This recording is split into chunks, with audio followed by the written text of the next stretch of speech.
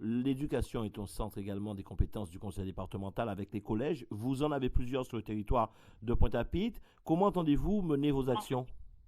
Eh bien, écoutez, c'est de la mutualisation, puisque la ville de Pointe-à-Pitre est un peu comme l'ensemble des écoles de Guadeloupe. Il y a une diminution des effectifs parce que la ville est en perte d'attractivité. Je pense qu'il faut mutualiser les moyens, les collèges, trouver les voies et moyens pour faire en sorte que les collèges, en combinaison avec justement les écoles, soient aussi des voies de passerelle pour nos élèves à Pointe-à-Pitre.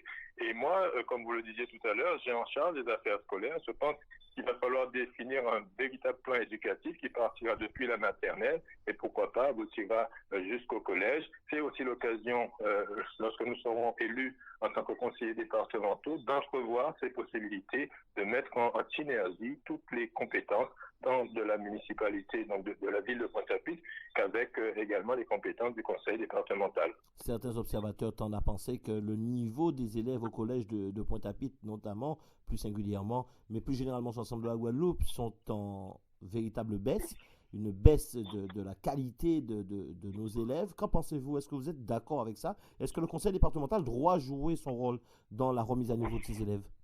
Vous savez, vous avez tout à fait raison de vous inquiéter de cette situation. Comme vous l'avez dit également, je suis enseignant, je suis également chef d'établissement, donc je suis à même de penser que le niveau est en baisse.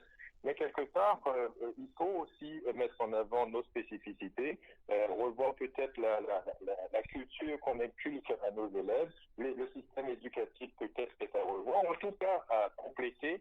Et je crois que quelque part, lorsque l'antillais, le Guadeloupéen, le point 3 envisage l'éducation, il faut l'entrevoir dans toutes ses aspérités.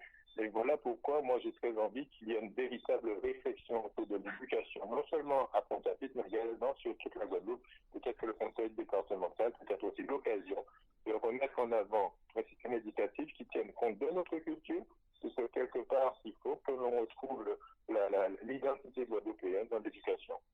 Oui, le conseil départemental accorde une partie de son budget à l'accompagnement des activités sportives. Pointe-à-Pitre était une terre de champions, un temps. Qu'en est-il aujourd'hui? Pointe-à-Pitre était une terre de champions. Nous avons aussi la chance d'avoir justement ces champions encore là, qui rêvent d'une Pointe-à-Pitre qui revive et qui renaissent de ses cendres. Quand on parle de terre de champions, on parle bien sûr des équipes de football, la SF, la Resta. Nous avons la chance et l'avantage d'avoir un ancien président de la Resta qui est élu avec nous, M. Alex Opagos. Je crois que nos réflexions quotidiennes nous invitent aussi à entrevoir cette volonté que le sport redevienne un atout à Pointe-à-Pitre. Et c'est aussi pour cela que le maire, avec Grimel Enfant, qui est écologiste, a une forte envie de revoir un peu tous ces projets colossaux et ambitieux qui ont été fournis à Pointe-à-Pitre, de façon à ce que le sport retrouve sa place. Je pense à la plaine Gancan, qui est aussi un édifice du conseil départemental.